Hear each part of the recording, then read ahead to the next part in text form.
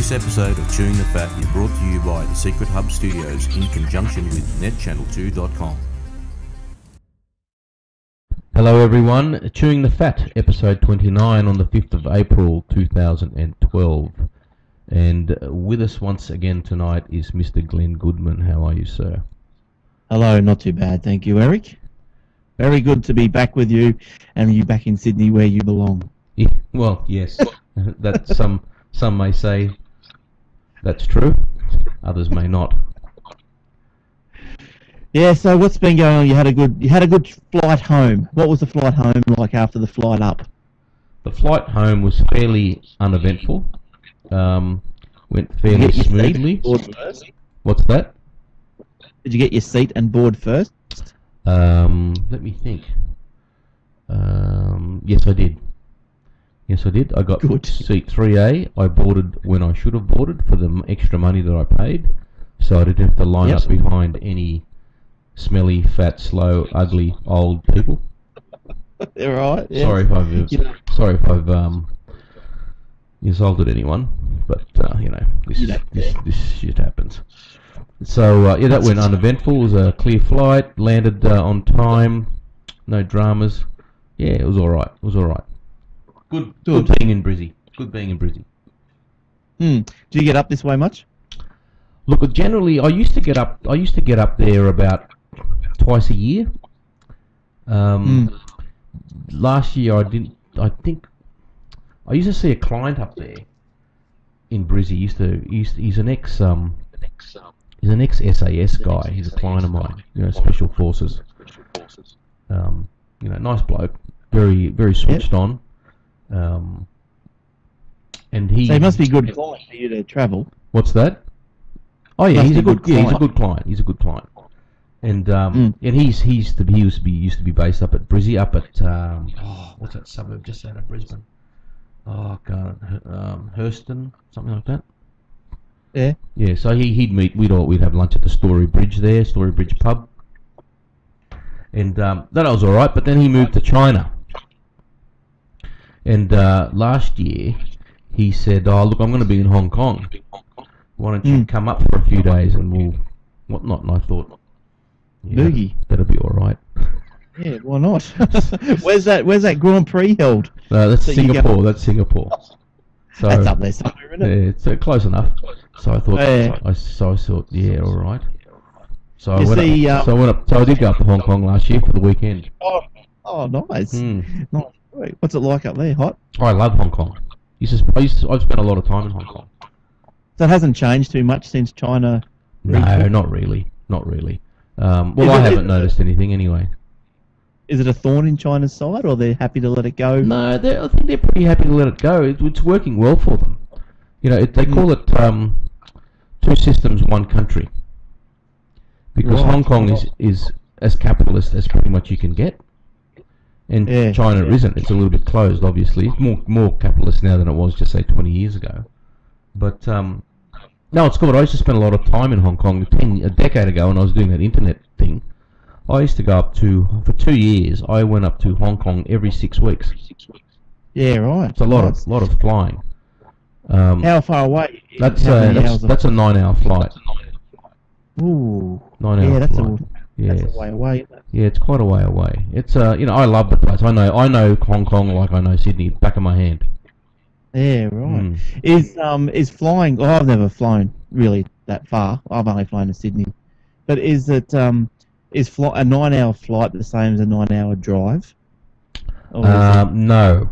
9-hour flight is worse because a 9-hour drive you can stop, stretch your legs, have a nap somewhere if you wish, side of the road, at a truck stop or something like that. Get a drink, whatever. But on a plane, you can stretch your legs, but you're pretty much left to stretch your legs up and down the aisles. Right. It wasn't too bad for me because they used to throw us in business class all the time, so it used to help a little bit. At least you could sleep. Yes. Yeah. Right. Economy is you can't sleep. It's shocking. It's not. Economy's for short hauls. No more than 3 hours really. Any more than that, and you're going crazy. So how do you go when you go to like America or London? It's just cramped up like a sardine. I've never been to London, but we're planning of going there next year, and I've sort of half planned it, and we plan to stop in Hong Kong for a couple of days to break up the flight, because if you go on a direct flight to London, it's 24 hours non-stop, and if you're an economy and you've got 3 kids with you, oh my god, no way, no way, that would drive you crazy. How long does it take to like fly around the world? Or what I'm saying is like 24 hours to England. Yeah. So why can't they fly? They can't fly the opposite way, you know? Or is 24 hours just get you say halfway around the world? 24 hours would get you halfway around the world. Depends how. If you fly in a straight line on the on the equator, so that's the longest part of the globe, right? It's about, and then London's up here. From Sydney to London, 24 hours, and then from London round the back to New York is about another 6, and then from New York to LA is another 6. So that's what's that? That's 12, 24. That's 36, and then from LA back to Australia is about 12. So it's 48 hours if you went around the world from Sydney. But wow. There is another way of going around the world that's a lot faster, which they're trialling now. What they do is they go as high as they can, as close to the atmosphere as they possibly can. Yeah. And they fly close to the pole, right? Right. So right up. Yeah. And then, because when you circle that, that's a shorter period of time, right? So you get up there, get to your and then you drop back down to whatever direction you want to go to. So when they fly. So would this be feasible that if they flew against the rotation of the Earth, it's faster? I'm not sure, but I do know that on the way to Hong Kong it's 9 hours, and on the way back it's 8.5. Right. Because I think it might be more the trade winds than anything else. And I'm full of questions about flying tonight. That's all right. Go for it. What happened to the Concords? They used to be faster. They used to be like a 9-hour England-Sydney. The Concorde was a speed of sound basically, but they busted that now because the speed of sound is 700 miles or kilometers an hour. That's the speed of sound, and the jumbos now do 900. Oh, okay. So they're faster than the back then, but I could be wrong because the Concorde might have been faster than that. It could have been twice the speed of sound. Right, which is the speed of sound is Mach 1. Yeah. And twice the speed of sound obviously would be Mach 2. That's hammering. That's really going nuts. So when you hear a boom, you usually see the lightning first before you hear the sound because it's what's call it? Light travels faster than sound. So that's why they got rid of the Concords just because one of them crashed or something. A couple of them crashed. But yeah, they found that they were very noisy apparently, and they were old. They never really updated the Concorde. They sort of they thought, oh, this is it, this is cool. And they didn't really improve the technology on the. Well, that happens when they had a monopoly on supersonic flight. So what do? You sit on your ass, right? Yeah. And that's what happened. And then before you know it. Air France owned Concorde. It was a joint venture between Air France and British Airways. It was 50-50. They're actually thinking of resurrecting the Concorde. Very expensive to fly on. I don't think I'd ever be able to afford to fly on a Concorde, not especially with 4 other people. Could you imagine? So they were that popular. I thought there's Concordes all over the show. They used to be. They used to be, but they was mainly in Europe. I think they used to fly to Australia once or twice a week, but they used to do a lot of Europe, US stuff. Concorde, New York, London, New York, Paris, that sort of stuff. Fairly quick, I think it'd only be, a couple of hours from New York to London, where it'd be 6 hours normally, which is not bad. Yeah, and well, from talking about flying, the fastest way to get around to probably the slowest is that this month, the 100th anniversary of the Titanic sinking. Yeah, that's right. And what's his name? Didn't he go down there? Yes. No, he went down to see 7 kilometres down to see the bottom of the ocean and sent pictures of all these weird-looking animals and whatnot. But who was that? That was James Cameron. That was the Titanic director. Oh, but there's apparently in the next 1 or 2 weeks to celebrate the 100 years. He's actually doing a documentary about the Titanic. I think they brought cameras down there too because they know where it is. Yeah, it's obviously too big to bring up. Yeah. Oh, yeah. Well, I watched a show last night on National Geographic Channel, and it was they brought up and restored an engine, or a turbine, or whatever you want to call it. Where you shovel coal into it. Right. So the generator. The engine, the generator, the oven, and then a potato peeler, and all these little things from the Titanic. They invited some of the relatives of the Titanic victims around, right? And they had like a real authentic Titanic meal. Oh, really? Yeah. So it was cooked by Titanic methodologies. Wow. So with all with the plates, apparently the people that made the plates back then, they did a reprint or a remake of the plates that were on the Titanic. Yeah, it was quite an interesting show. Oh, they would have had they would have put all the old emblems on the plates and all that sort of stuff. The old, the Queen Victoria type. Yeah, thingos. And they had the piano man. He was playing a song that the actual pianist wrote. Oh, okay. Who played on the Titanic. Yeah, it was quite a... That would have been pretty cool, actually. Yeah, it was probably going to have another run. It's on the Nat Geo. Yeah, that would have. I think that would have been all right. That would have been pretty cool. Now, since we're on the topic of travel, our first story: woman finds maggots in Qantas snack. Oh, yummo! So after my story on Jetstar and then this story about Qantas, not having a good run, are you, Mr. Joyce? Now, an Australian woman told Monday how she was horrified to discover live maggots in a snack she was eating while on a flight from Los Angeles to Melbourne. Oh, geez. She needed to put up another 13 hours, too. Victoria Cleven began tucking into her snack of nuts and dried fruit as she made her way home on Thursday. At the time, she did not turn on her overhead light as the cabin was darkened. Well, when they were serving the food, we better turn the lights off because you don't want to see all the maggots in the food. So, it tasted strange. Oh, my God. And I turned the light on and looked at the rest of the packet and just started seeing maggots coming out of it. I couldn't talk. I was nearly throwing up. I was beside myself. Oh, as you would be. Oh, dear. Her 15-year-old son then checked the 2 other packets of the snack and found they were also seething with maggots. Qantas said it had apologised to the woman and would investigate how the situation arose. Gee, this is classic. We apologise. Sorry, that doesn't cut it. I want a free ticket. That's what I'd be asking for. We apologise to her for her experience at Qantas Space. We will speak to the supplier of the trail mix to establish how it could have happened. We're taking it very seriously. I guarantee you they'll never hear from them again.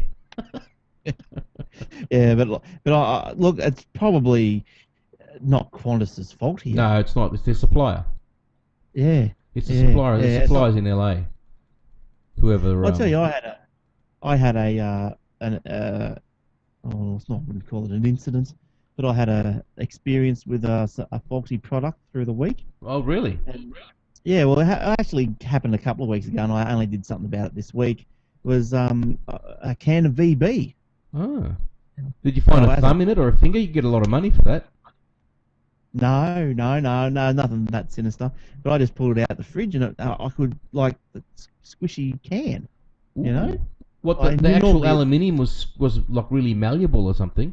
Yes, that's right. That's right. As if it was empty or half empty. Okay. You know? So so I thought, okay, that's no good. So I put it aside and continued to drink the others. Of course. And they're gone.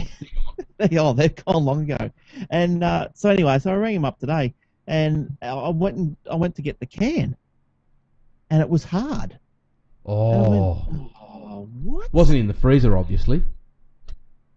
No, it was in the fridge, and it was hard. It was hard like a can, and that's obviously why I didn't notice it when I pulled it out of the box and put it in the fridge. But anyway, so I thought, all right, I went and put it in the fridge. It got cold, touched it, malleable again. Ooh, that's weird. I know. So I rang them up, told them what had happened. They were interested. So who did you ring up? Where you bought it from, or the supplier? I rang VB. Okay. Fosters, got through the customer or Carlton United. Or whoever they are, yep. Yeah, got through to the customer service, and she goes, Got through to the right. maggot-ridden can section, yep. That's right.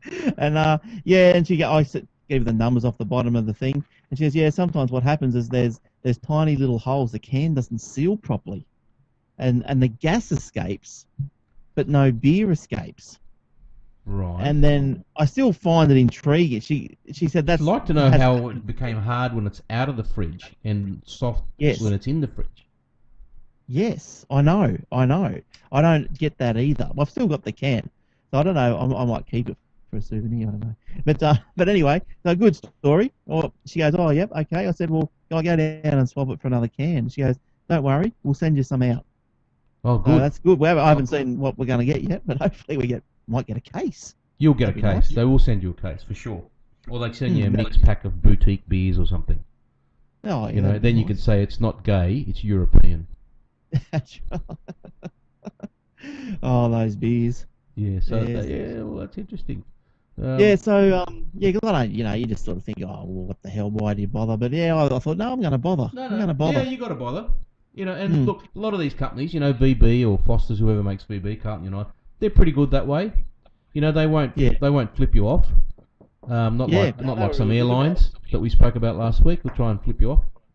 And like some search engine giants. Yeah, that's right. Which exactly. I had a call from the Fair Trading. You did. Very good. For those of you who don't know, I've been abolished and suspended from the Google AdSense program for doing nothing. So doing absolutely nothing. Yeah, after 4 years, I decided to put a complaint in because I can't get back on to the Fair Trading because I use my Gmail account for everything. Yeah. I pay for space. Yeah. I've got mail. I've got Picasso. I've got everything going on this Gmail account. And so anyway, so I rang them up, told them blah blah blah. They rang back, and they said, "Oh, well, we've put it to Google. They've sent it to their people, and we're waiting for a response back." But what they want to know is why you've waited 4 years before you did anything about it. Because you tell them because you can't get through to them. Yeah, I said, listen, I've done something every year for the last 4 years. You can't get through to them. So she goes, okay, right, leave it with me. So anyway, good. So it's off and running. Good. Off and running. You know who else is off and running, mate? Who's off and running? The Catholic Church in Ireland says it's investigating how a priest making a presentation to parents on their children's upcoming first confession instead ended up showing them a computer slideshow of gay porn. What? Yes. A presentation of the children's upcoming... They just don't learn, do they? The leader of Ireland's 4 million Catholics, Cardinal Sean Brady, said the priest involved insists he didn't know how the explicit images got on the memory stick he intended to use for his PowerPoint presentation. Brady said how many times? What's that? How many times do you think that child porn has got its way onto the managing director's USB stick of the National Australia Bank? Oh, every day, mate, of course. Yeah. But how many times do you think child porn has got onto the USB stick of the Governor of the Reserve Bank? Every day. How many times? You know what I mean? Yeah, why does exactly. it just happen to print? It's just, I don't know how it got there. What an absolute travesty. I'm going to go to church and pray and maybe format my hard drive. And Brady, here we go. Brady said the priest, the Reverend Martin McVeigh, has stated that he had no knowledge of the offending imagery and he's helping an internal church, I bet you are, church investigation. McVeigh said the church officials used the memory stick and he wanted to investigate. He's helping the investigation to complete. So he only wants to complete his collection. Well, he's helping investigate because that throws off suspicion. When you're really cooperative, you think, oh, well, he can't be him because why would he be so cooperative? He's throwing off suspicion. I don't know how it happened, but I do know what happened, McVeigh said. That's not good enough for St. Mary's parents, who are demanding the priest's suspension from parish duties until the church determine... See, what he's saying is that it's a USB stick that everyone uses. Yeah, right. Because the Catholic Church have got no money. They couldn't afford a USB stick per person. Give me a break. Oh, they're like only about $10. Jeez. That's I know. Ridiculous. And that's down at Dick Smith, if they're having a sale that's actually real.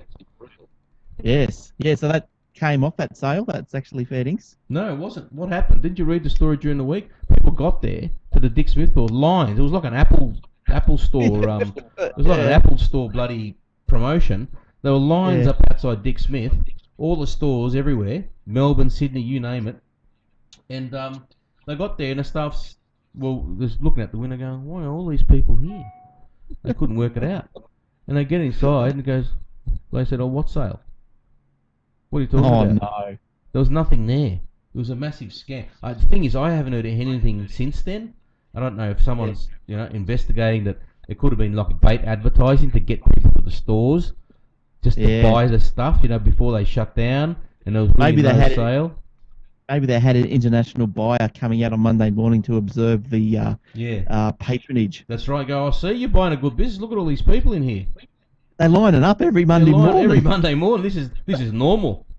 This is normal for us. Oh, you should see Christmas. Oh, mate, we're flat stick.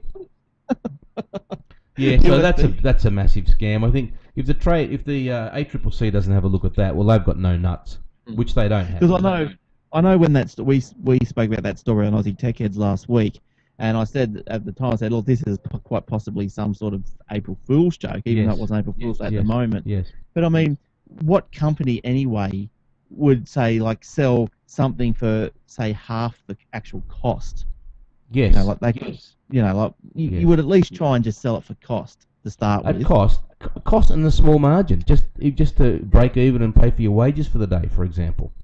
Yeah, yeah, that's right. Because the only time you sell something for below cost is when you're in liquidation. You think I just want to get as much money in as possible to pay my secured creditors and staff and my liabilities for their entitlements, their long service leave, the tax office, that sort of stuff. And all the unsecured creditors are singing for their supper. But they're not in liquidation at all. No.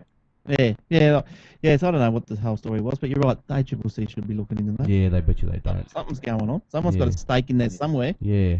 Now I know you've probably been keeping in touch with the what's going on with the NBN and all that debacle that's going on there, and also the Thompson report, which has finally been released, but not to anyone, not to the opposition. That's for bloody sure. And this whole thing is just crazy. I saw an interview with Thompson, albeit really brief. Isn't he a smug prick? But I think he is he wants it finished as well. He does. I think he knows he's guilty, and I think he just wants it. He probably wants to just accept what's going on, take the punishment, and move on. So it's an 1,100-page report, but the prosecutors don't think he's got they can't prosecute him. They're not going to follow it up. Well, see, what happened was I think this is purposely done by the Fair Work people, Fair Work Australia, more like No Work Australia. They've if they gave that information to the DPP, Department of Public Prosecutions, in a format that was what do they call it? They call it a something like an evidentiary brief.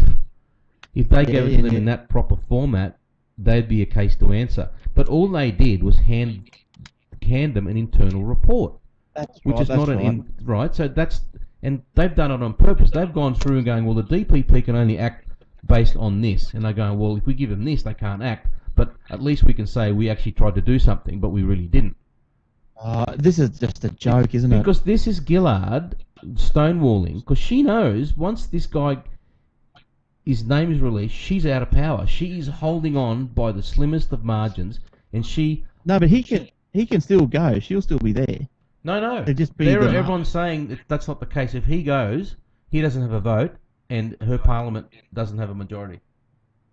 But he's been replaced by the previous speaker. Still half-half. Still half-half. Once he goes, they lose a vote. It's half-half. What do you mean? It's completely half-half. It's a hung parliament. And what does that mean? It means they have to go to an election. Yeah, right. And she knows she'll get thumped. So that's why she's holding on. But I still don't understand. Like, before this issue with Thompson, she was there by one seat. Well, she was there by one seat, and look, I don't know what the exact numbers are, but everyone's saying, and that's why they're all baying for blood, everyone's saying that if this goes public or if this guy is arrested or implicated, she will have to, she's gone. Because one of two things will happen. Either she'll have a hung parliament, she has to go to an election, or there'll be a no confidence motion in Parliament, which she'll lose because of, it'll come out that she's been interfering, like she interfered with the ABC tender, that Sky News tender during the week. The audit report came out to that too. It's one balls up after another with this government. I know why Thompson, I just thought of it, because I was watching a Q&A today, and Andrew Wilkie said he was not going to support. That's right. Well, there you go. There's one vote there. And then Thompson's gone. That's it. It'd hand it over. That's right. Yeah. Now. Yeah. So it wasn't. Didn't someone say they're going to get actual lawyers in to do a brief up? Well, Abbott was saying that a junior lawyer could write a brief in this in less than a week, right? Mm. But he put this in comparison. I was listening to the radio today, and there was this exactly same circumstance. A guy in a company. Organisation, whether it doesn't matter whether it's a union organisation, a bank, a government, or a private company, an organisation. This guy was caught using company credit cards a month ago. Now, hang on a minute, this is not right. A month ago, $129,000 on credit card expenses and nearly $200,000 in cash expenses. And the company said, "Oh well, I'm going to go to the police with this, with the bank statement saying blah blah blah blah blah." The guy was arrested, and he's going to trial next week, in a month, right? Yeah. All the evidence was put together. The police were called in, the investigation done, lawyers called in, evidence put together, a court date dealt with. And he starts his trial. He's been jailed. He hasn't been released on bail at all. So he's in the can waiting for his trial. $300,000, a similar amount to what's been allegedly taken by these 4 people, including Thompson, from the Health Services Union. Why has it taken them nearly 4 years? You tell me. And that even everyone is saying that this can only mean that there's been interference. What else could it be? Oh yeah, that's right. Go and watch a rerun of Yes Minister, and you'll see what goes on. Oh, there's got to be something of that going on. No, of course, absolutely. It is an absolute joke. So there's that. There's that balls up. Yeah. During the week, the Auditor General released a report that stated that the government interfered in the tender process, where Sky News was supposed to get the tender to run the Australian network instead of the ABC. Yeah. And they interfered in the process and gave it back to the ABC because ABC is a left-leaning network, and it's going to support their cause more than Sky News. Sky News is a right-leaning network, right? They didn't want that put in there, and it was very clear. It said that it was a balls up. It was a corruption of due process. But this is one balls up after another with this government. We need an election. And well, Sky News, they weren't happy because they spent their $1.5 million preparing the tender. It costs a lot to prepare a tender. And guess Sky News got all that back and probably plus a little bit. Well, that's what the shock jocks are complaining about. They're saying, yeah, they got it all back, but they got back $2 million of taxpayers' money. So there's more money now that the government's wasting in compensation. Why not just give it to the ABC? Like, it's all this transparency. It's just all rubbish. It's not it's all smoke and mirrors. And at the end, when the smoke clears, you just got the mirror left looking right back at you. Oh, it's shocking. It's absolutely shocking. These people are really, really, they're just so bad. I was looking up today. I'm fed up, and I'm here reading all. Everyone's fed up. They're just the lies, the deceit, the corruption, the waste. It goes on and on and on and on and on. Right? There's never-ending balls up. Every week there's something that they screw up on. And where this country should be squarely laying the blame, right? Is the people that voted for these idiots. That's people that voted for this Labor Party. You got what you deserved. But those 2 independents, they're still supporting her. Yes, exactly. Where are they? No one's heard from them. with all the Thompson going on, with the Rudd, even when Rudd a few weeks ago was in, where were they? They went silent. They've disappeared. They've gone to ground. They've gone to ground. Where's Wayne Swan? Oh, he's a knob. He's an absolute knob. He is an idiot. He's got nothing. He has nothing. Look, I think he's the most brainless person I think on the planet. Mm-hmm. Yeah, look, early days, but I think we might have a good egg up here. Campbell Newman. Yeah. Apparently there's an article here that says that Campbell's done more in 4 days than your mate O'Farrell has done. So he doesn't. I'd agree with that. I think O'Farrell is a little bit. He's a bit soft. O'Farrell's one of these. He's a nice guy. He doesn't want to rock the boat too much. He'll take his time. It's got here, and unlike O'Farrell, he hasn't set up any boards, commissions, or inquiries, or given any of his power away. In fact, the can-do Campbell hasn't even bothered to pick most of his ministers before getting stuck in. He's been making decisions himself. Well, he's got to be careful about that because that's what Rudd did. Newman has already warned other wannabe ministers that he does pick them. He'll be ready to sack them if they don't perform. He had already done that to 6 senior public servants who worked for the Bligh government, replacing them with 6 of his own people. Yeah. Without bothering to advertise. No, that's right. Four of these new department heads worked with Newman his 7-year stint as mayor in Brisbane. Another former Queensland Liberal MP and party president, Michael such and such, who will run the Department of Transport and Main Roads, asked on ABC 612 whether this meant he was politicising the public service, as he often criticised Labor for doing. Campbell replied, "Here's the difference. He, this Catalviano, is a civil engineer. He's a project manager. He's qualified to do the job. They appointed people who didn't have a clue what they were doing." That's true. And that's what happened. That's true. That's what Labor people do. They hire their mates who have got no industry experience. No one in the Labor government, any Labor government in this country, has ever worked a day in their life. They all come from the unions, or they're straight into politics, or there's something always dodgy about them. And that's the whole point. So Oakeshott and Windsor are quiet. Wilkie hasn't said much. I'm surprised. He should just. I think they should. If they had any loyalty to this country, they would just say, "We don't support you anymore. We can't support you anymore," and we're supporting the other side, and that'd be a transfer of power, transfer of government, and that'd be that. Or I would rather go to an election because I like a good thumping. I like a good thumping, and that's what it would be. And aside from that, I'm starting to collect, and this is I'm starting to get, because I'm really pissed off with this. Today, I didn't do much work today, being day before Easter and all that sort of stuff. So today I had a bit of free time. I had about an hour up my sleeve. I thought, what does the Constitution say about the Governor General's powers in respect to sacking a government if it's obvious that there has been interference or alleged corruption or whatever you've got? So I'm going through the Constitution, blah blah blah blah blah.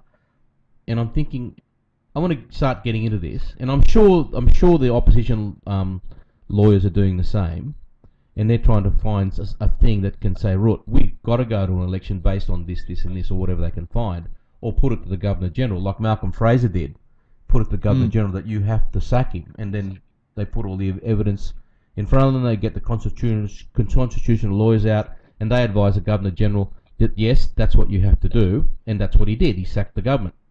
Now, I'm sure that the opposition, and it takes a while because they've got to make sure they can't go up there half-cocked. They've got to make sure they've got everything. And, it's basically, they've got to make sure when they go up there, it's like a chess game. It's checkmate. You've got nowhere to move. And this is what you've got to do, and you've got no choice. So I think that's what they're doing. But there's a problem. The Governor-General is the mother-in-law of Bill Shorten. That's right. There is a massive conflict of interest. And do you know the only government that appoints Governor Generals that are favourable to their politics or their ideology? Guess again, that's right, Labor. The Liberals never appoint anybody that is favourable to any side of politics. They appoint independent people. Why would you appoint the mother-in-law of a sitting member? Yeah, that is just a scam. Wasn't the wife? Isn't the daughter? She's in state politics in South Australia. Oh, I don't Is know that where right? she is. Yeah, wouldn't surprise me. Yeah, I'm pretty sure she's doing the same. She's up there No, somewhere it's doing the just a same. massive scam. It is a massive scam. I don't know what they're doing, what they're thinking. I really don't know. Well, but then should the Queen not have stepped in and said, "Well, I don't think Well, that's she right." can't. She can only step in on advice of the Governor General. 'Cause But before she was appointed, before Quentin was no, no, appointed, no, can't.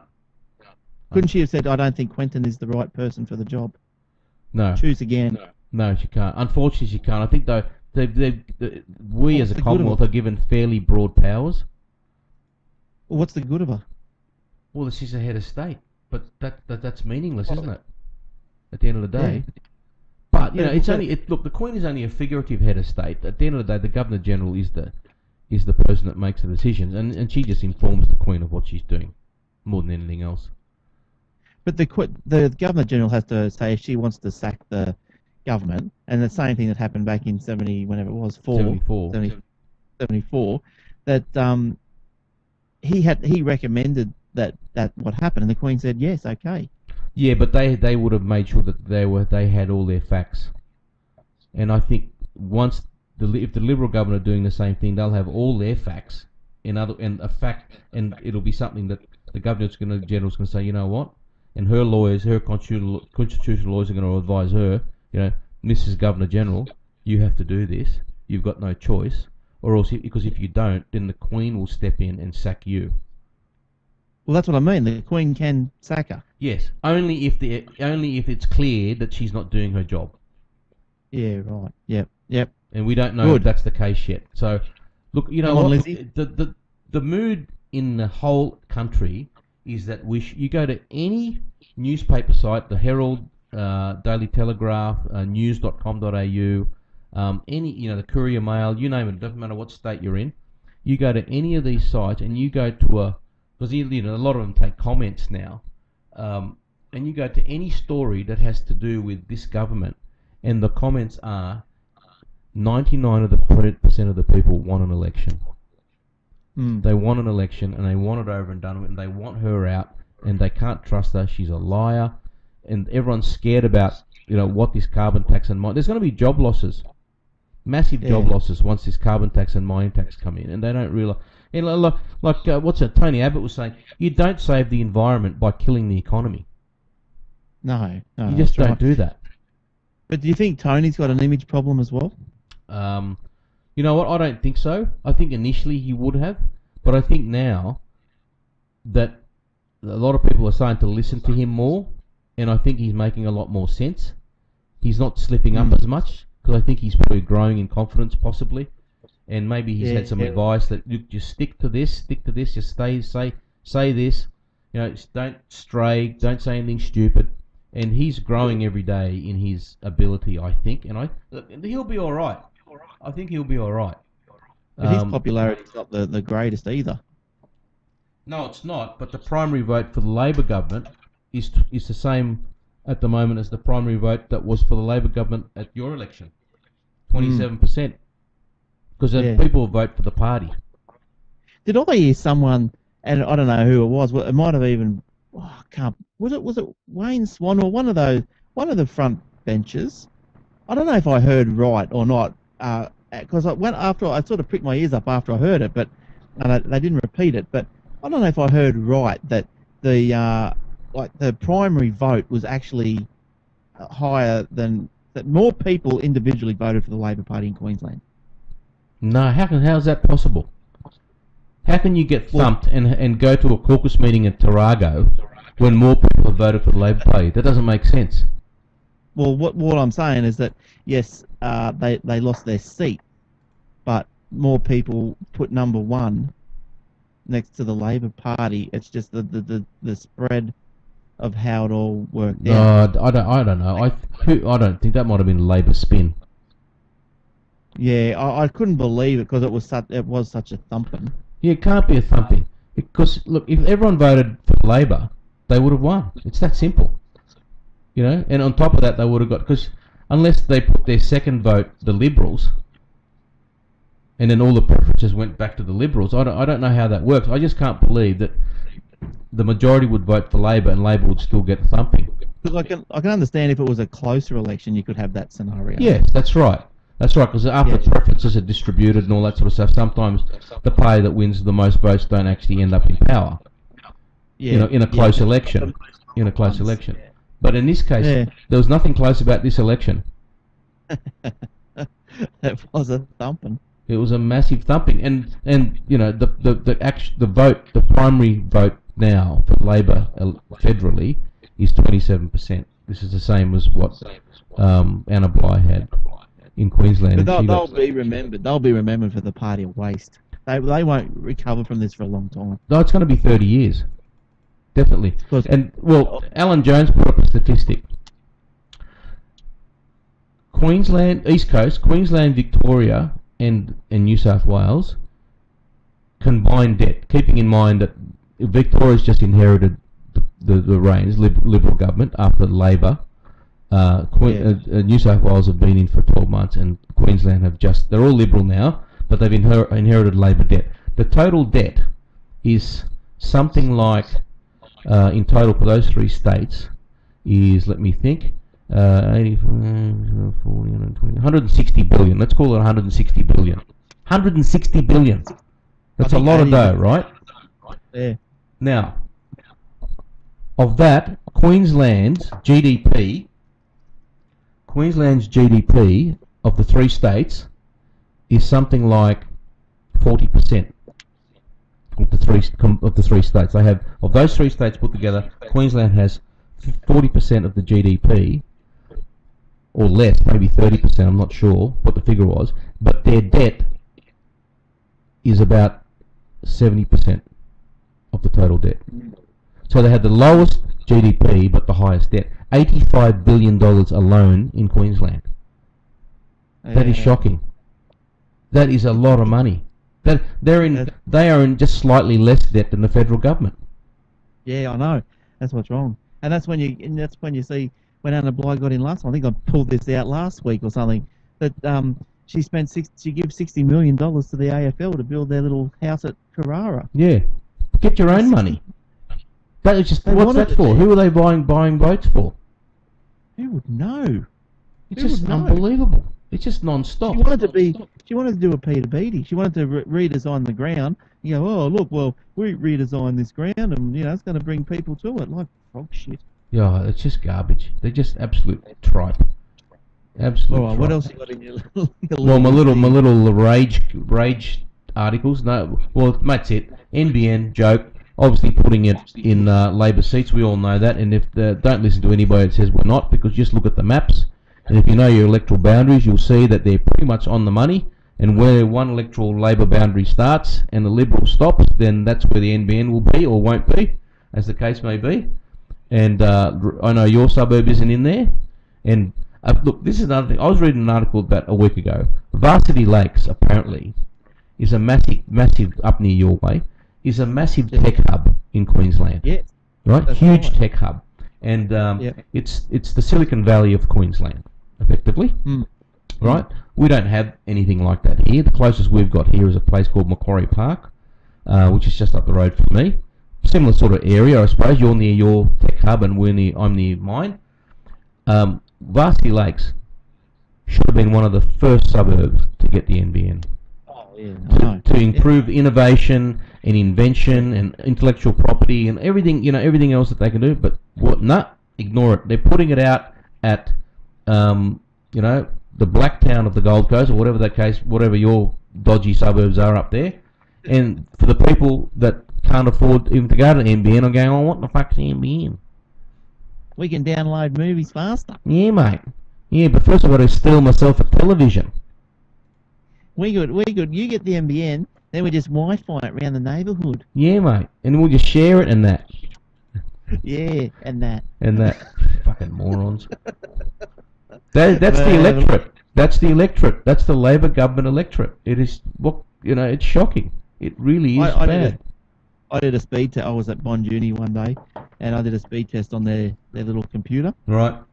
And it was 30 up, 30 down. Beautiful. So obviously they had something real special going on. But other than that, like even I'm not sure if it's improved at all recently, but even like the Robina Town Centre, which is like the big shopping centre just over here, like even 2 years ago, the fastest internet the shops could get over there, including the Telstra shop, was ADSL 1. Was that right? Yeah. Wow. It was just rubbish. What is it now? I'm not sure. I haven't really bothered to check it out. But I know the Apple Store's got something decent. But see, maybe that's just different technology. That might be like the Well, it's not different technology. They pay for different. They pay for different types of connections. See, the universities pay for a direct link, straight up. They'd have like an Ethernet link or something. Yeah, they've got an Ethernet link, straight Ethernet link, and same with the Apple Store would have the same thing. You know, because a lot of the business next to the Apple Store in Chatswood, for example, just close by here, the business next door would have a standard ADSL2 business line, right? Like I have at my office, and they'd be doing the standard, you know, depending how far you are from the exchange, all that sort of stuff. But the Apple Store next door, 40 up, 40 down. Yeah, that's pretty decent. Yeah. Well, yeah. So anyway, so the NBN, like, yeah, but it must be going into some Liberal seats. No, there's not. Well, they reckon they are. But I've yet to hear from anybody that says, "Oh, you beauty, my NBN's getting built." Haven't you have not seen one connection or proposed connection in a Liberal seat? Not in my state, no. Not in my state. Oh, did you Malcolm Turnbull's seat? They're laying around it because, for example, Maroubra is right next door, which is Peter Garrett's seat, so they're getting it.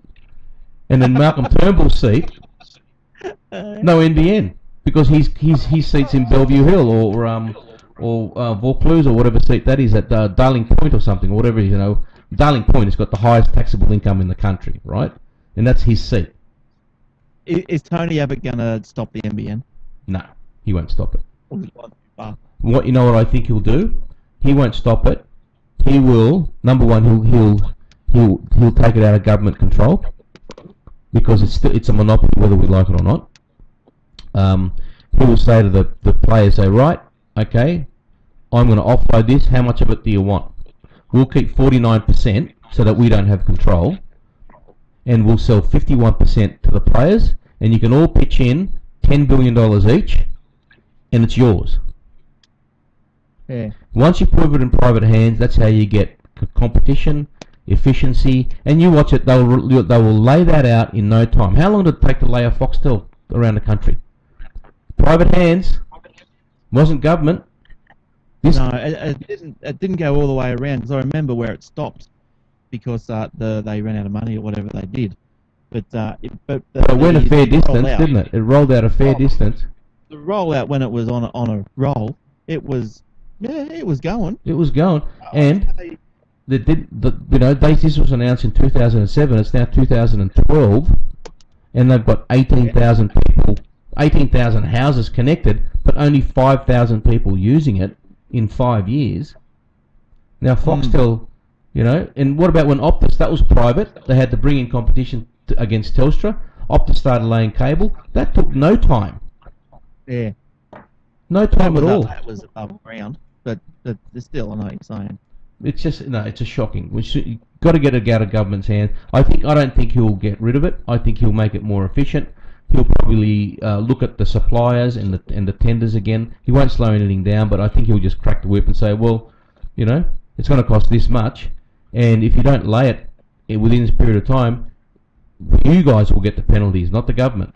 You know, we'll take the money back from you. So get cracking, and you start laying it in everywhere. I don't care where it's Labor or Liberal. You know, that whole. You know, Labor keeps saying, "Oh, we govern for all the hard-working people." I said, well, you know what? We're all hard-working, love. Yeah, well, that's right. Just because you've got more money than the next bloke or less money than the next bloke doesn't make you any more hard-working or less hard-working. Yeah, that's right. You know, I'm just looking at the because remember I was looking at the NBN boundaries that the Gold Coast was getting last week. And just looking at here at the different boundaries, well, I'm in the federal seat of Moncrief, and I think the closest place that was actually going to start getting rolled out was Mermaid Beach. And guess what? What? That's in an electorate called Moncrief. Now let's see who is in charge in Moncrief. How do I find that out? I don't know, mate. You have to go to aec.gov.au. Moncrief is... What's LP? Is that Liberal Party? Oh, no. LNP is the Liberal is Liberal Party. No, this is federal. This is a federal seat. Oh, federal seat. No, it'd be ALP if it was Liberal Labor Party. Yeah, it looks. Well, this one looks like it's LP. Liberal Party. That's handy. It doesn't tell you what's going on. No, anyway. Interesting. Either way. That's a waste of time. Doesn't tell you who it is. Nah. Well, they probably don't know. They're probably trying to change the electoral boundary so that they give it to Labor. Yeah, that's Stephen Siobo.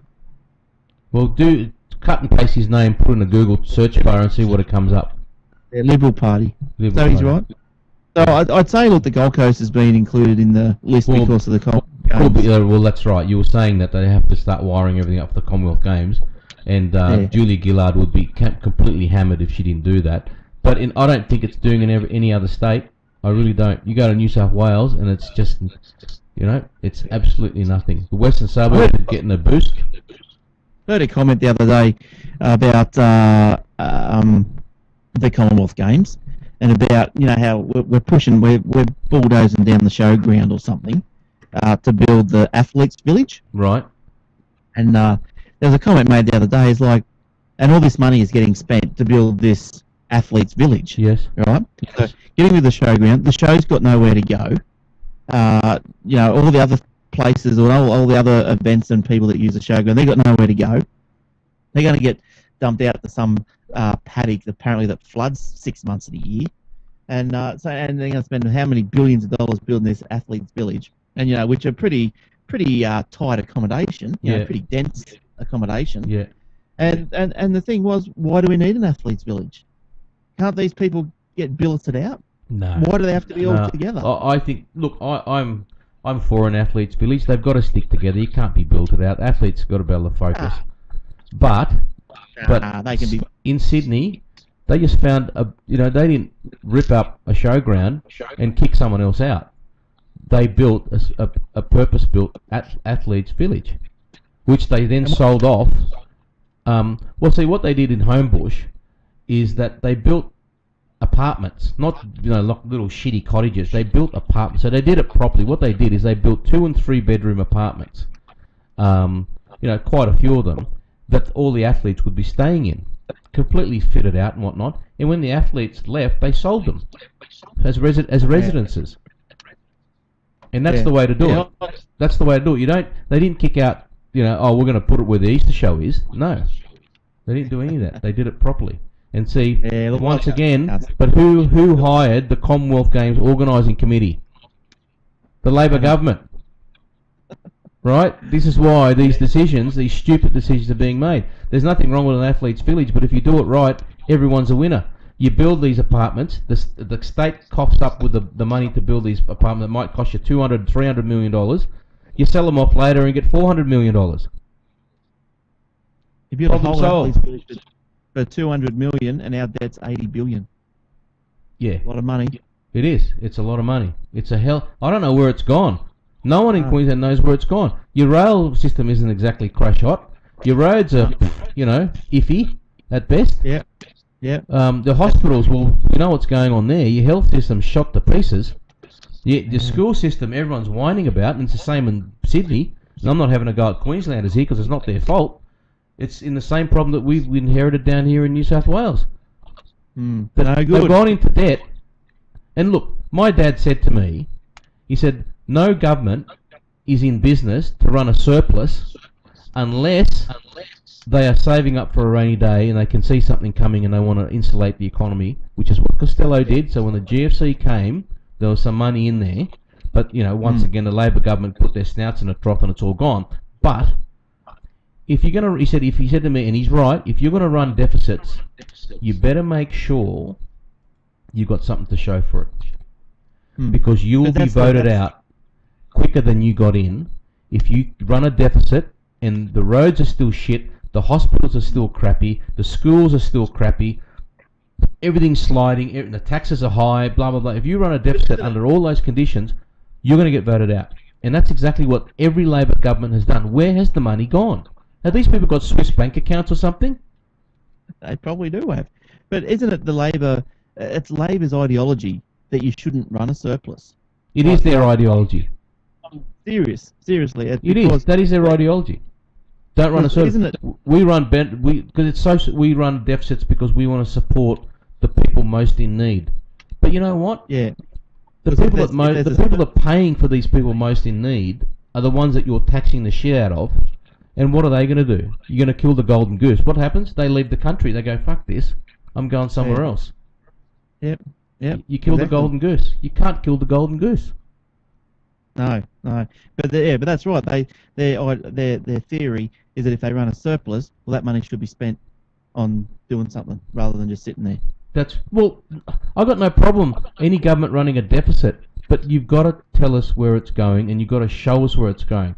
If I walk out of my house now and see that the schools around the area are sparkling brand new, the playgrounds are safe, the teachers are getting paid fantastic salaries, and you're getting the best teachers because you're paying good money, right? Yeah. Okay, tick. No complaints. If I go into the hospital and I don't have to line up for 4 hours, and then when I finally get booked in, I'm sitting in a back room somewhere and there's cockroaches running around me, right? Okay, because everything's sparkling new and I don't get any of that. Okay, tick.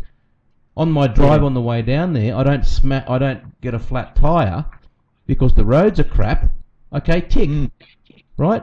Or if I want to not use the car because I'm concerned about the environment, so I get public transport, the trains don't break down or the buses don't come at all. Okay, if all of that's happening, running on time, and you're running a deficit as a result of that, tick.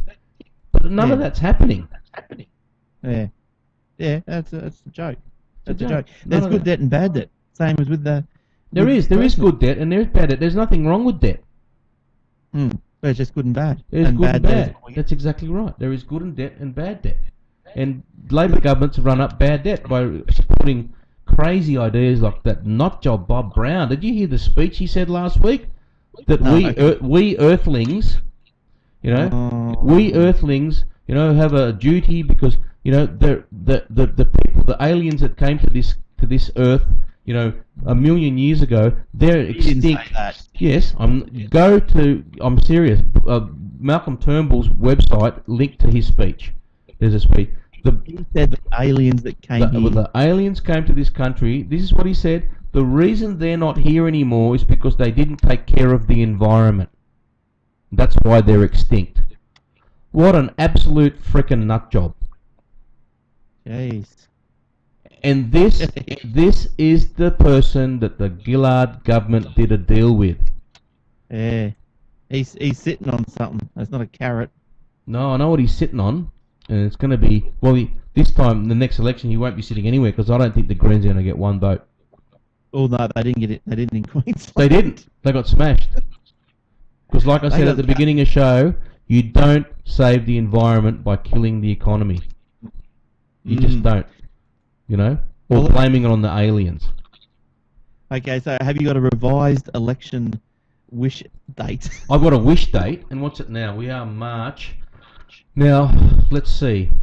If all goes to plan, and there is something in the Constitution that states that they can act based on an allegation of corruption and a no confidence vote, I would suggest that there may be an election by July, August.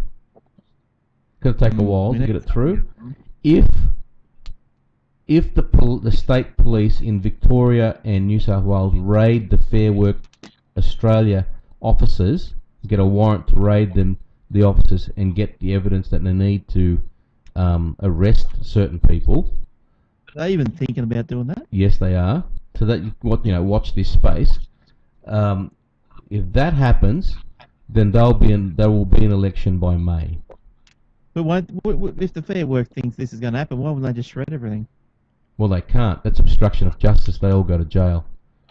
And then Gillard will have to call an election because there'll be blood on her hands. Because the implication will be that she has instructed them to destroy the evidence.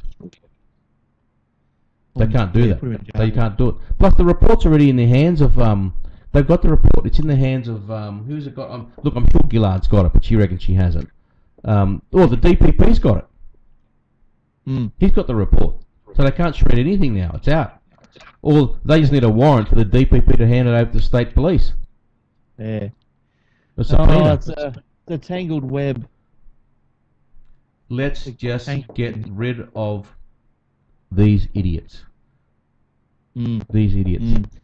Anyway. Well, let's hope there's an election called through the. I hope there's an election called very soon, and I'll tell you, like I said, with all good elections, when Labor get a thumping, I'll have my bag of chips or my popcorn, a little bit of slice of pizza maybe, and shut the door and just watch Richo. A bottle of Dom Perignon. That's right. Go down to the Hilton and celebrate.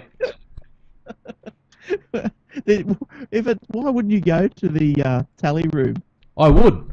This next election, I'm going to the tally room, and I will fly you down here, you and I, and we'll bunk up at the Hilton, because that's where they always have the Liberal Party will all have at their parties in the Hilton in Sydney or the Wentworth Hotel in Sydney. We'll go up there. We'll go to the tally room and just do like behind the camera, behind Richo, do all this. Yeah. Hey, Richo. I swear to God, dude. You'd have to do it out here to get round his fat head. Dude, I've got enough points. I will fly you down here myself. I swear to God, and we will go. I'm not kidding you. It will be a weekend. I will fly you down here. I swear, have a barbie at my place. You can meet the family. We'll have a barbecue, have a swim in the pool, and then at about we'll go and vote. You can do a little absentee vote. You come up to my booth and vote, and punch a few. Bring your baseball bat. Punch a few Liberals, Labor people out on the way up there, and then about 4 o'clock we'll head off into town, go to the tally room, and it'll be a good night. Oh, it's all sorted. Bring some hydrochloric acid. And your shredder. Oh, tally room's in Canberra. All right, we're flying to Canberra. All right, we're staying at the Hyatt in Canberra. Yeah. We'll go to the tally room in Canberra. All right, done. Well, you know what, PA? This is PA in the lounge room saying that it's in Canberra. That's all right, mate. I'll have a quick word to Tony and Malcolm, and we'll just move the tally room up to Sydney, I reckon. We'll just shut Canberra down. I saw some woman on the TV through the week.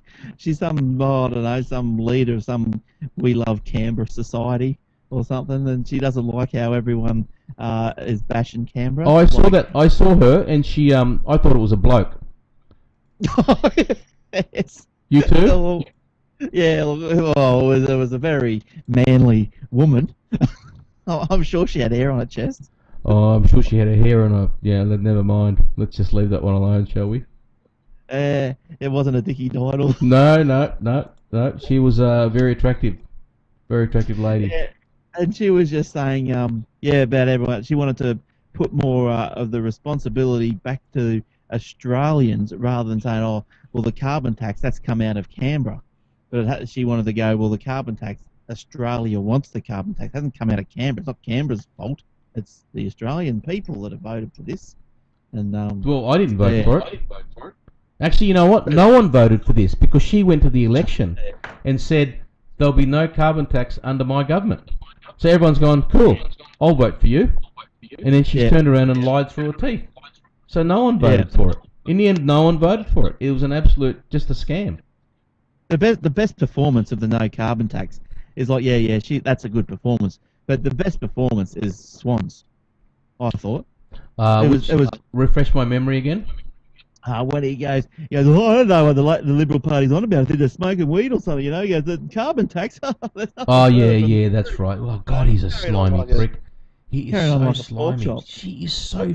He and her... did you know, speaking of slimy, did you know that her and Craig Emerson were an item at one point? The transport? Yes. Yeah, right. Yes. Apparently they used to be an item. Must have been back in the days when they were part of the Communist Club or something. Oh, she looks like a bloody penguin. She looks like a what? Penguin. She looks like a penguin. Yeah. Oh, I've got a few other names, a little bit more choice than penguin. I can tell you. Yeah. Oh, hang on. I found a video. She waddles like a duck. Yeah, I know. I know. She waddles I like a know. duck. Hang on. See if we get some audio here. I'll Yeah, play share. something. Just share it. You can share the screen. There's no video anyway. Oh, right. Okay. But I think I don't know if this is actually it or not. Let's have a listen. No, it's not possible that we're bringing a carbon tax. That is an hysterically inaccurate claim being made by the coalition. Oh, really? Hysterically inaccurate claim being made by the coalition. Oh, really? Have another go. No, it's not possible that we're bringing a carbon tax. That is an hysterically inaccurate claim being made by the coalition. Yeah, liar. Liar. What That's an rubbish, absolute liar. rubbish. He's the worst. Oh, Peter Costello, please come back. I know that you don't listen to this podcast, but geez, please come back and just nail this sucker to the wall. Yeah. Yeah, look, it's crazy. It's crazy. It's crazy. Hang on, here we go. Here's the one we all love. Oh, geez. Sorry about that. Oh, hang on. This might go on for longer than what I wanted. But anyway, I wanted to play the Julia business. Right. Never mind. Yeah, we all know. We've all heard it. Everyone's heard it, and that's why they're not listening anymore. She's a liar. She's a liar. She's a liar. Julia. Lost the confidence. All right then. All right, mate. All right, see you all. Good night, everybody, and thank you, Lounge, for sticking around. Good night, Glenn. Episode 29, Chewing the Fat. All over for In one this day. episode of Chewing the Fat is brought to you by Bye-bye. Secret Hub Studios in conjunction with netchannel2.com.